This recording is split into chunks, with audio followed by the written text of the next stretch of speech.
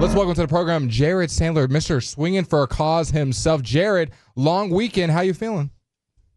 I'm feeling great, guys. Go from the event to the Cowboys game to now Nathan Eovaldi signing. It doesn't stop. 3-day pop. Initial reaction to the news? Not once Max Fried signed his deal. I know the Rangers were reportedly linked to Max Fried. I don't think that. I mean, I'm not going to say that they didn't have conversations, but I don't know that it was ever a serious threat for Max Fried to come here. But he goes to the Yankees, and then that kind of sets some things in order.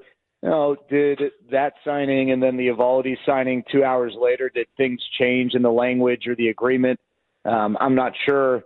Maybe, Nathan Eovaldi was in conversation with the Yankees. I don't know. And maybe they went the Max Fried route. But it does seem like the Max Fried signing started to get the wheels in motion. I know this is where Nathan Eovaldi wanted to be. And talking to him, I know the Rangers wanted Nathan Eovaldi back, but they wanted to make sure they got him back at an appropriate number. And I guess they obviously feel like this is that.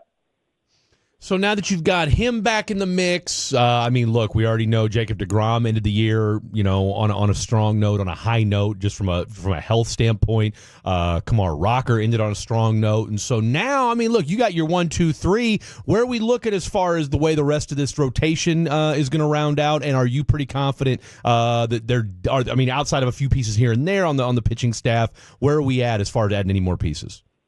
Yeah, I think that the rotation's in a really good place. Are they the Dodgers rotation, by name? No, not necessarily. But, I tweeted this a little bit ago. Just look at who they've got now, assuming health for everyone, guys with major league experience who can be, a part of the rotation. And it's a really impressive list for not even being the new year in the offseason, right? We're still pre-Christmas. I think the Rangers are definitely going to continue to go after starting pitching, but let's just say they don't add anyone. DeGrom, Eovaldi, Malley, Bradford, Gray, Dunning, Rocker, Leiter, Adrian Hauser, who, as far as depth is concerned, is serviceable. They're in a pretty good place. And, what if they do get Roki Sasaki, or if they don't? I imagine they're going to sign one more guy at least who, could either maybe be a swing guy, a starter who, Jose Urena type who can kind of, pitch in both roles. Maybe it's a minor league depth guy, someone who ends up, making the major league team, like, again, a Jose Urena last year. Or maybe it's a major league depth guy like an Andrew Heaney type. I don't think Heaney will be back, but someone who maybe resembles where they're at in their career to where Heaney was when the Rangers signed him a couple years ago. So I think that they could still do that. Some of that can then backfill the bullpen, but they do need to do some work in the bullpen. They got to figure out who their closer is going to be. Okay. Are they going to bring Kirby Yates back? I think that's a conversation that they're having with his representation, and then you go from there. No, and you excuse me. You took the question right out of my mouth. I was going to ask you with Kirby Yates, who will be 38 when the season starts next year. And and again, I know, like I said, the conversations are ongoing, but he had a great year last year. At 38 years old, do you still feel good with him as another year if a good deal can be reached? Yeah, another year, sure. Yeah, the Rangers have a curse, Fred. They haven't had a guy start and finish a season as the team's closer when finishing the previous season as the team's closer. That maybe is a more complicated way of saying they basically haven't had the same closer for 2 straight seasons. Oh, wow. And okay. That's because of a lack of production in that follow-up year. The last time, sorry, I shouldn't say they haven't had it since Joe Nathan. Joe Nathan was the last Rangers closer now more than a decade ago to be the team's closer effectively for 2 seasons. So the voodoo is not in their favor, but, despite Kirby Yates' age, and Fred, that it doesn't, what I'm about to say doesn't necessarily always matter, but because of his injuries, there isn't a ton of mileage on his arm relative to his age. Now, fair enough. The counter to that is, but there have been injuries. And so, how does that impact the body? all I know is that Kirby Yates was one of the 5 best relievers in baseball last year. I think because of some of the potential concerns, he's not going to command as much as you would expect when you hear the phrase one of the 5 best relievers in baseball. Okay. And you know what you're getting in him, and so hopefully the Rangers can do so at a reasonable price. But yeah, I mean I think you roll the dice, but you got to be prepared, just like in any year. If Kirby Yates does not work, if he does not have the same type of season or close to it, who's your backup option going to be? And so I think, last year they had David Robertson in the event that they needed to go that route. Well, I don't know that he's going to be better, and it's not like you're the Orioles, with what appears to be the beginnings of a really long run of competitiveness. Now, maybe the Rangers build that out, but that Orioles roster is full of young guys. There are young guys with this group, obviously Langford and Carter and Young, a part of that mix, but they're also a heavy enough dose of veterans to where you really, it doesn't make sense to not be super competitive. It's a very winnable division, and they're not in the NL East with the Phillies and the Mets and the Braves, right? That division's just not. This division is just not nearly as tough. So, some people have speculated about the TV deal and how that might impact spending. I think ultimately the Rangers know at this point in the offseason, I think they know what the TV deal is going to be, or they know the makings of it, or at least able to project financially. And so I don't think that they would have put themselves in a position to go to a gunfight without a gun. So I think they knew exactly, or I think they have a really good idea on the financials, even if it hasn't been reported. So I never really felt like that was a valid concern as far as the Rangers spending this offseason. It's going to be more based on the luxury tax threshold and their desire to stay below that. Jared, last one on Nathan Eovaldi for me here. What did you see from him last year that you think can translate into this year? Did you see a fall off in production? Did you still see good stuff from Eovaldi?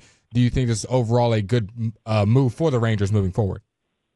Yeah, I mean, Nathan Eovaldi is not a guy who's been a 200-inning-a-year pitcher. He's dealt with injuries, but he's also shown an ability to pitch through stuff. And, he's your consummate, really good veteran pitcher, someone who he will, have his lumps and he'll have maybe a 2-start stretch where you're just not sure, but he's going to work through that. And I think he represents a lot of the things that you want the pitchers in your organization to possess. From an intangible side, I think this is a really big culture move for a ball club that, I think has benefited greatly from Eovaldi's leadership the last couple of years. Is he going to be able to stay healthy? If you can get 450 innings out of Eovaldi over the next 3 years, I think you take that and know that he's going to be a solid middle of the rotation pitcher with some of the intangibles that maybe push him closer to the top of the rotation when all is said and done. So, is there a risk? Absolutely. Could this be a 3-year deal where you look back and say, man, he just couldn't stay healthy? Yeah. I mean, it's a pitcher in his mid to late 30s. I think that's always a possibility, but I think there's a level of toughness and condition and preparation in his body that the Rangers believe will help him stay healthy enough over the next 3 years.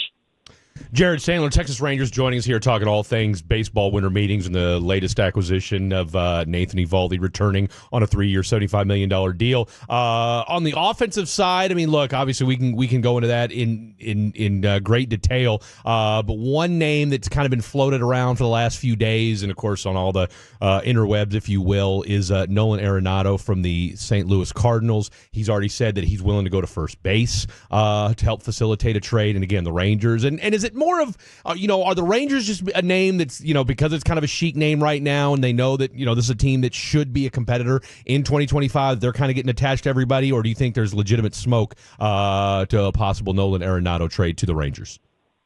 Yeah, I think it probably makes more sense for him to go to the Yankees, given that the Yankees just signed Max Fried, and so they need to improve their defense at third base. In a big way, especially you sign a left-handed starter who gets the ball on the ground. You want to make sure that you got the appropriate defense behind him. So I I think Nolan Arenado might make a lot of sense over there, and I think you get the best value out of him if you allow him to play third base, even if he's not, as elite as he was a few years ago. Would it surprise me if the Rangers got him? No. I mean, yes and no. No, because I think the Rangers are a team that is trying to get better, and there's no doubt that Nolan Arenado, if you acquired him, would make you better. In one of a number of ways in which you deployed him. But I just don't know if the Rangers are the team that is, I don't want to say the most desperate, but the team that's going to be the most aggressive in going after him. So I think some things would have to fall through with other suitors, and then maybe it falls on the Rangers as opposed to the Rangers trying to be out in front of that race and getting him. I just don't know that I see that being their priority from a position player standpoint. But I do think, Fred, you're on the right track in that if you look at the free agent position player group, it seems like it might be more likely that the Rangers impact their lineup, not necessarily exclusively in the trade market, but perhaps primarily in the trade market. And Jared, that's kind of what I was going to touch on right there. On the offensive side, is there any position of upgrade that if you were GM you would be looking to do, or do you feel pretty comfortable 1 through 9 about what this team is putting out next year?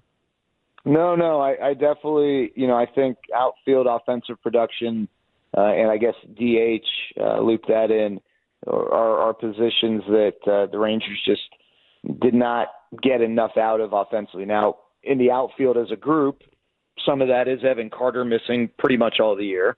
Some of that is Wyatt Langford having his rookie lumps and presumably being really ready to rock and roll here in this upcoming season. And a part of that is that Adolis Garcia didn't just have a down year; he had a super down year. But where are you adding? Are you moving Adolis Garcia? That's a possibility, and then maybe you find a way to replace offensive production over a few different spots. Do you want to have a fourth outfielder in the mix, someone who's maybe more of a center field type, and that way you don't have to have Wyatt Langford play center field as much, or upgrade from Leody Taveras? That's possible.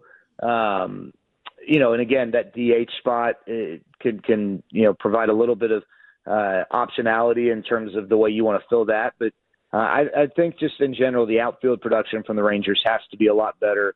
And I think some of that's just going to come naturally with the health of Carter, the improvement of Langford. And then I think the big question is, whether Adolis Garcia can bounce back into form. What about first and third? You didn't mention those. Well, I don't think third base is much of a concern because it's either going to be Josh Young or, if they, I don't know, some crazy scenario, Josh Young becomes your first baseman, then Josh Smith's your third baseman. If they don't make any moves, they could make moves. I think the question is really more first base with Nathaniel Lowe. Ken Rosenthal shared the other day that, the Rangers have had conversations about Nathaniel Lowe with other teams. On one hand, he's not your prototypical first baseman in terms of his offensive production because, he's not really a 30 home run type hitter. He had a big home run year a couple years ago, but he really hasn't been the same from a power standpoint since. Now, he also does some things that no matter what position you play, there's value, and he hits for a decent average, but hits for a really high on base or gets on base at a high rate because of his patience. I think for the Rangers, they have a very aggressive lineup when you think about the guys who lead the way and Simeon and Seager at the top of the order. And having guys like Nathaniel Lowe who will see pitches, who will draw walks, there's value there. And he's a left-handed hitter who can hit lefties. Now, is he the best option left on left? No, but he's shown that he can get on base against lefties. He can, collect hits. He might not have the same power against lefties, but, he's a guy who is not a tremendous liability in a platoon spot. I think there's a ton of value there. But do the Rangers maybe want to get more athletic? Do they want to add some more power? That's a spot in which maybe they could choose to transition to a different type of producer from an offensive standpoint.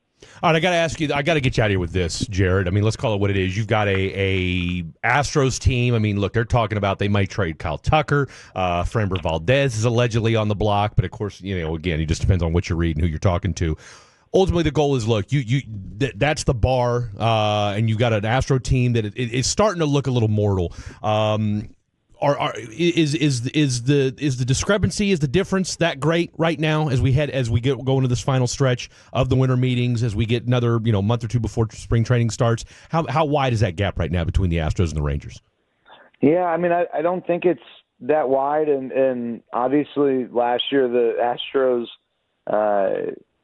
Astros won the division and did so certainly convincingly over the Rangers. But I think if 2 years ago is any indication, the gaps doesn't seem to have been wide for a couple years, in that last year was just one of those years. The Astros had a better year than expected in a lot of metrics, and the Rangers were on the other side of the fence. But yeah, and I think the potential loss of Alex Bregman is significant, because I think Alex Bregman represented a lot of the personality of those Astros teams. Yeah.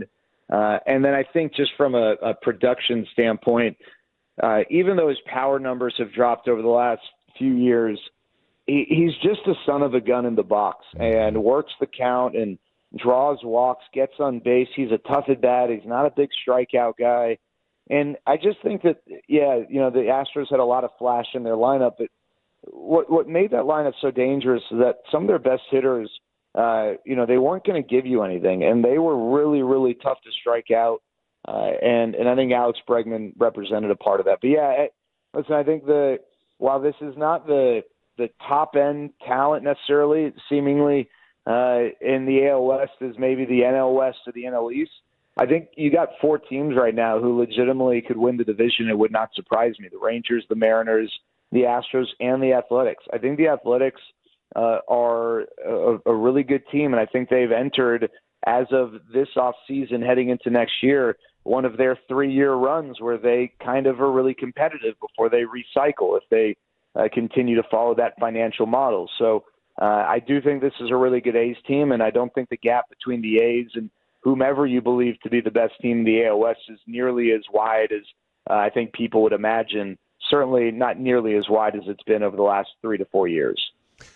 Tell us real quick, Sunday night, we were out there. We had a great time. It was a lot of fun. Of course, obviously, you have a tremendous charity. A little bit about how it went, and what was the final takeaway from the 3-point contest?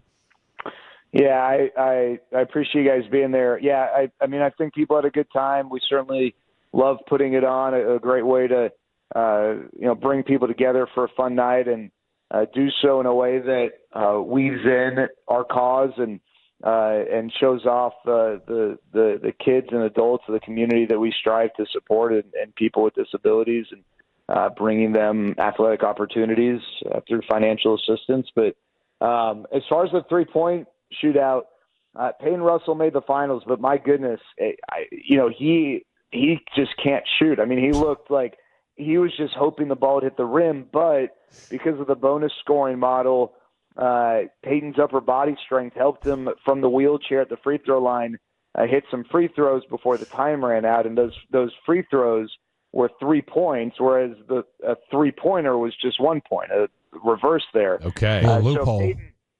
So Peyton took advantage of that rule, but it's very deceiving that he was actually in the final, because he was trying to shoot it to the upper deck, and if it just happened to come down and hit the rim, that was a miracle. But somehow that upper body strength got him, all those chicken wings got him over the rim and allowed him to hit some free throws. Well, I'll tell you what, it was a fun time to be had by all. People got their caricatures drawn out. I mean, it was a win-win for everybody. Like I said, it was a great time to be had out at Globe Life Field, and you put on a phenomenal event, and we appreciate getting the invite. Yeah, thanks, fellas. Thanks so much for being there.